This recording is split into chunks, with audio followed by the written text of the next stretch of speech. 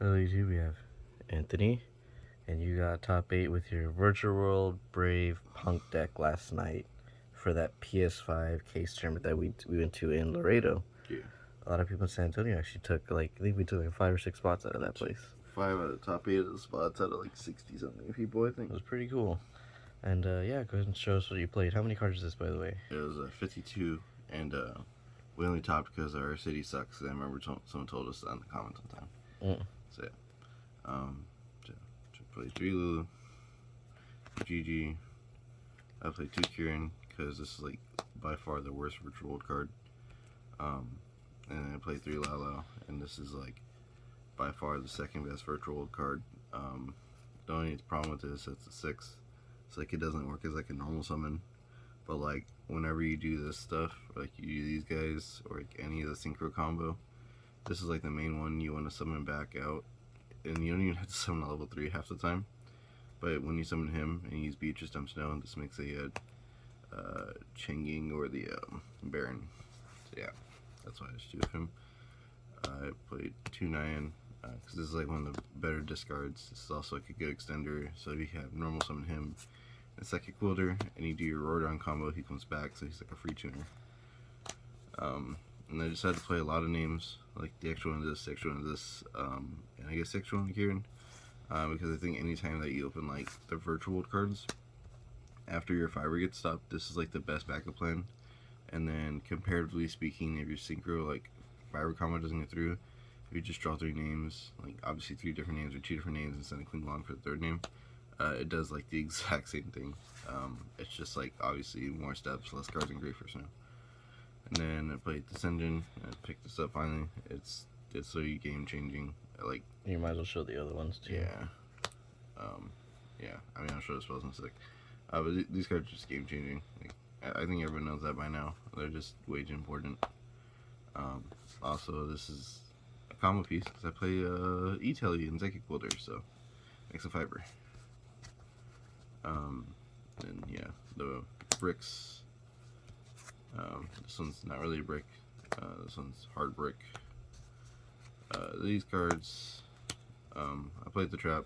I was already gonna like brick if I was playing this deck anyway, so I might as well just play the trap. Why not?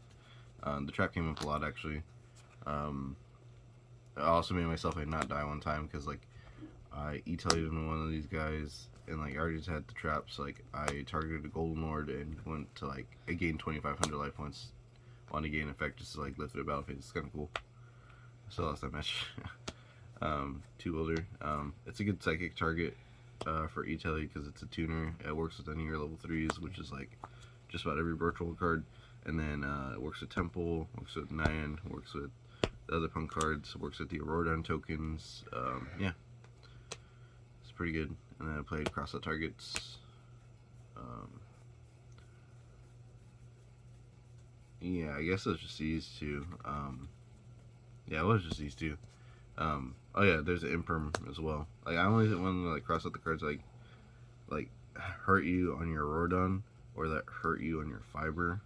Because like I think like, if you ash my fiber and I can still play, like I'll still do the same shit anyways. So yeah, that's why I only played these. I guess I didn't think playing ash was good because I just didn't feel like it was necessary. And then I was playing Baylor originally, but no one's really playing Baylor, so I guess I just got cut Baylor. Then I won Dustbot, which any extender, like any free special summons with this is the same combo. Destrudo, this card came in hot a lot because this is a card that lets you make a Shooting Riser, so you can pass on Shooting Riser as well. Or you can make it like some weird level and then make a bigger monster with it. Yeah. Your city. Played the extra one of this just because, like I mentioned earlier, anytime that you just draw like enough virtual cards, you actually do in the game too. Played this because they were pretty important. You could also cross out this card because you do Crystal Wing Scythe Chuche. And if you have like a set cross out, you could just set this as well. And I mean, sorry, you could like if you have this in deck as well, you just like cross up the droplet, and then you just like auto win, because then they usually pitch 2 cards to negate the Scythe and Crystal Wing. And then also this deck is cool because you can Chuche away the Scythe if they try to droplet it, if they don't pitch a trap, which they never really do. And then you also just resolve Scythe. So that's pretty cool. And then these cool cards, they're just too good. If you get Scythe a lot in this deck too, which is like obviously part of the meta, just opening any of the Brave Engine and like a couple virtual names will let you like break most of the boards. So like it happened a couple times where I'd get Scythe, and because I have like names or like stuff like that, you're able to just like, you know, keep playing. Like there would be a lot of times where like, I would draw remotely specific, but like this and like just other names and stuff like that, where you're just trying to dump cards, make a Chuche alive through this, and then these cards grab you a Punk Trap, and then these cards grab you a Bounce, and so you can like, you know, for what it is, still pass back on like a Griffin negate, outed one of their cards, like just like P.K. as an example. You can like usually bounce like one of the monsters. You can set up a Chuche through this guy from searching from Lulu, and then you can make a Chuche live from Lulu because you're dumping a Queen Long, and you can just banish a trap and target a monster just to like make it big enough, and then you have like 3 or 4 bodies, and then you draw the Punk Engine or an E-Telly that lets you get to like, you know, the Punk Trap as well. So like you're passing back on like a negate and a bunch of bodies versus like most decks, and you like sight them, they're just like, oh well, you know, you're a go. And then that's why I thought this is really cool. Also one of the reasons I like this deck. Yeah. So let me go back to that, or do all these, yeah, whatever. And then to finish out spells, 3 telly, because this card's like a 1 card like full combo, or like 1 card plus like 1 or 2 discards is full combo. This card's just nuts because it just makes your fiber go through. And then this, because it sends Snow, it sends the girl, it sends a Nyan, it sends the Strudo, and then Chuche, and then the last crossout target, because obviously where like you can make the argument for stopping the fiber, I also don't want to have my Aurora impermed because I would also hate myself if that happened. So yeah, and so I played these guys. Now your extra deck. Yeah, extra deck.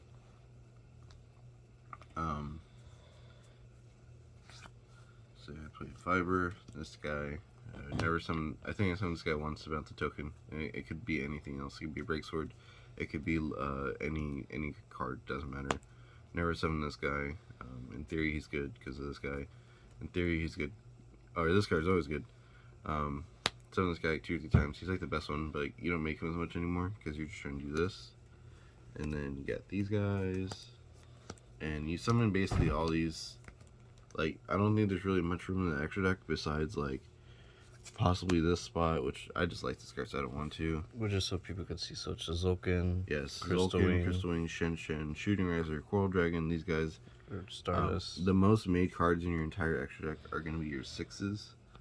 And this guy, you will summon Shen once per like every 3 or 4 matches, and only when you get like double, triple hand trapped. Like this card is just, like, he's not. It's kind of weird to say he's just not the focus of the deck anymore. He's just not that good unless you're gonna play against like Sword Soul or like Tenny decks where like you just want to summon him and like make him have a real struggle to like try to out him. But the main point of the deck is just to do these guys. These guys are the most important boys here. Because anytime they get a full combo, you're passing on like this. This gets banished with Snow. You make all these guys, and you're just doing like these guys. And like that's like the majority of it with like Chuche, Snow, Scythe. You know, it makes it really hard to beat. Because like the difference between this deck and other decks where like you just try to like Scythe summon is like this deck's backup plan is like nuts, and also this deck has a backup plan through this card through Fiber. So that's why it was good, because like if I played like just based where I know they have a bunch of good engines in it, but like they don't have a really good backup plan, like you could like hand trap them and they're gonna try to hand trap you back. But if your deck is resilient enough past like the Fiber, which virtual can be, then you're just gonna kill them. So that's why I played it. Nice. Alright, your side deck. Yeah, so side deck's kind of weird. I didn't really know what to play. So yeah. To play 2 Lightning Storm. I'm gonna decide to play 2 because it's really only good against Flunder. It's not really good against anyone else anymore. And then no one's really playing trap decks because they're Brave cards. If you're playing trap decks that are Brave cards, I just don't know what to tell you, dude. I played 2 Chalice. This is a card that helps you beat Scythe. Along with the rest of my side deck, helps you beat Scythe. So yeah, this is like another card you can draw going second. That's like a good 6 card to help beat it, or Griffin. I played a Crow, so I can try to hit a Scythe. I played an Ogre, which is like goes with the other Ogre in the deck, so I can have like another Ogre going second. I played 3 Gamma, played 3 Droll, and played 2 Nib. And so it happens like a lot of like post side against other pile decks. Like their deck is like a combo deck or good pile deck. You kind of just like put all of these in your deck. Another one of my friends, Noah Amesa, he was playing the tournament as well. Or he was playing Hector's deck. So, you know, Hector, me and him were playing, and just every game too, where we're like, you just know that you're going to go second. You just take out 11 cards, put in enough cards to help beat a Scythe, or to help try to like full stop the turn. Because you really do need like 2 hand traps, like high impact ones, which all these are, plus like, you know, the ones already made for crossout to try to help beat a Scythe and like try to play, because if you don't do it, you're just gonna lose. And so yeah, that's the side deck. All right. Well, thank you, Anthony. Congratulations. I guess I should also ask you any shoutouts. I have shoutouts to Eric, my boyfriend. He's always good at helping me test. Not really, but shoutouts to Mark St. Romain. He helped me get more back into current Yu-Gi-Oh mood because I've been playing a lot of 2014. Give a shout out to Clay, because every time I talk to him about Virtual, he says it's crazy, but he said it sucks. So I guess, you know, here's another one of those conversation points. Yeah, shout out to anyone that plays Pile. They're cool. All right. Well, thank you.